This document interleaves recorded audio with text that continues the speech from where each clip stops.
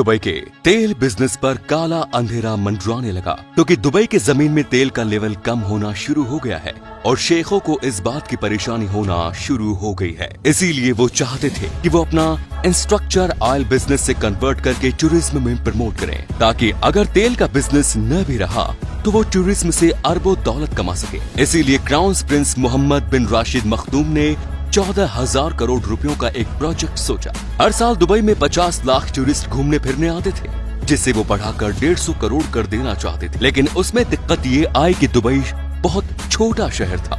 इसीलिए crown Prince ने ये ठान लिया कि वो अब समंदर के बीच में एक शहर बनवाएंगे और वो चाहते थे कि ये काम सिर्फ 6 साल में कंप्लीट हो जाए। उन्होंने इस आइलैंड को बाउंड्री की तरह बनाने के लिए सोचा, लेकिन प्रॉब्लम ये आई थी कि आज दुनिया में किसी ने भी कभी कोई ऐसी चीज नहीं बनाई। इस शहर को बनाने के लिए इंजीनियर को कुदरत की ताकत से टकराना पड़ा। ये विशालकाय शहर समुद्र में सीमेंट और स्टील की मदद से बड़ी आसानी से बनाया जा सकता था, लेकिन दुबई के शेख ने कुछ और ही सोचा था। वो चाहते थे कि इस शहर को पूरी तरह से कुदरती सामग्री से बनाया जाए ताकि ये आसपास के माहौल में घुल मिल सके। इस प्रोजेक्ट में इतनी रेत और इतनी चट्टान लगने वाली थी जितने में तो दुनिया के चारों तरफ 2.5 मीटर दीवार बन सकती है। और इस प्रोजेक्ट को अंजाम देने के लिए दुबई ने दुनिया भर की खास इंजीनियर्स को हायर किया। इंजीनियर्स को ये फिक्र थी कि सर्दियों में उत्तरी तूफान से आने वाली हवाएं और 2 मीटर ऊंची लहरें इस शहर पर वार जरूर करेंगी। सभी जांच पड़ताल के बाद इंजीनियर्स ने हिसाब लगाया कि उन खतरनाक लहरों से बचने के लिए उन लहरों से करीब 3 मीटर ऊंची और 11 मीटर लंबी दीवार बनानी चाहिए।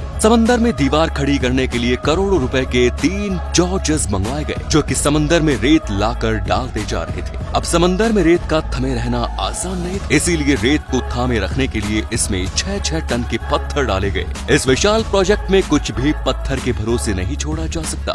जरा सी हलचल में ही पत्थर सरक जाएंगे और पूरा का पूरा शहर समंदर अपने अंदर निकल जाएगा। इसीलिए गोताखोर बार बार समंदर में डुबकी लगाकर नीचे पत्थरों की पोजीशन को चेक करने जाते रहते थे। अब बाकी का काम करने के लिए दुबई को 9 करोड़ 40 लाख घन मीटर रेत के सरोवर की तलाश करनी होगी। आपको नहीं पता तो मैं आपको बता दूं कि इतनी रेत में पूरे लंदन को 1 मीटर नीचे दफनाया जा सकता है। अब आप ये सोच रहे होंगे कि दुबई में तो रेत की कमी है ही नहीं। दरअसल मैं आपको बता दूं कि जो दुबई में रेत है वो बहुत ही बारीक कणों से बनी होती है, जो कि समंदर में बड़ी आसानी से बह जाए। इसीलिए इंजीनियर मोटे कणों वाली रेत को ढूंढने में लग गए। इंजीनियर्स को पूरे 6 समुद्री मील दूर सागर तल में मिली रेत को पाइप के जरिए 10 मीटर प्रति सेकंड के हिसाब से समंदर में छिड़काना शुरू कर दिया। अब काम तो ठीक तरह से चल रहा था, लेकिन इंजीनियर्स को शक था कि क्या उनका ये आइलैंड ठीक डिजाइन से बन रहा है। लेकिन दुबई के पास इस शक को दूर करने का उपाय 606 किलोमीटर ऊपर अंतरिक्ष में था। दुबई ने अपने भेजे जीपीएस सैटेलाइट के जरिए ऊपर से ही प्रोजेक्ट को मापना शुरू कर दिया कि प्रोजेक्ट का डिजाइन ठीक तरह से बन रहा है या नहीं। और इस तरह दुबई प्रिंस भी अपने इस ड्रीम प्रोजेक्ट पर घर बैठे ही नजर रख सकते थे।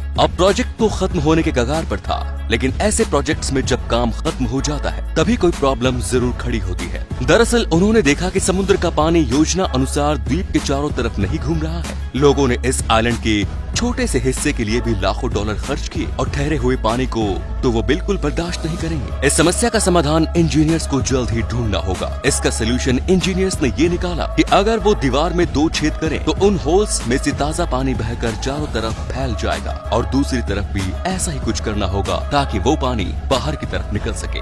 अब जैसे जैसे प्रोजेक्ट को खत्म करने की डेडलाइन पास आती चली जा रही है, वैसे वैसे ही इंजीनियर्स अपने काम को अंजाम देने के लिए लगे हुए हैं। अब 12 घंटे काम करने वाले एशिया के 40,000 वर्कर्स को काम में लगाया गया। इन लोगों को 48 डिग्री की झुलसती गर्मी में काम करना था। इस प्रोजेक्ट में 51 अलग अलग कॉन्ट्रैक्टर्स होटल, बिल्डिंग्स, सड़कें वगैरह बनाने में जुटे हुए हैं। आपको ये बात जानकर हैरानी होगी कि बिक्री शुरू होते ही पहले 3 दिनों में सारे के सारे मकान बिक गए। इनमें से सबसे महंगा मकान 12 लाख डॉलर्स का था। वक्त तेजी से निकल रहा था, लेकिन क्राउन प्रिंस ने सबको 2006 में आलीशान दुनिया देने का वादा किया। इस 1.6 किलोमीटर इलाके में कम से कम 8,000 विला, 220 शॉपिंग मॉल्स और रेस्टोरेंट्स होंगे और भी खूबसूरत बिल्डिंग्स के लिए अलग से जगह बनाई जाएंगी। और ऐसे ही इंजीनियर्स ने दिए वक्त में ही उन्हें आलीशान शहर बनाकर दे दिया। अगर आज ये शहर न होता तो हो सकता था कि दुबई के पास आज इतना पैसा न होता। धन्यवाद।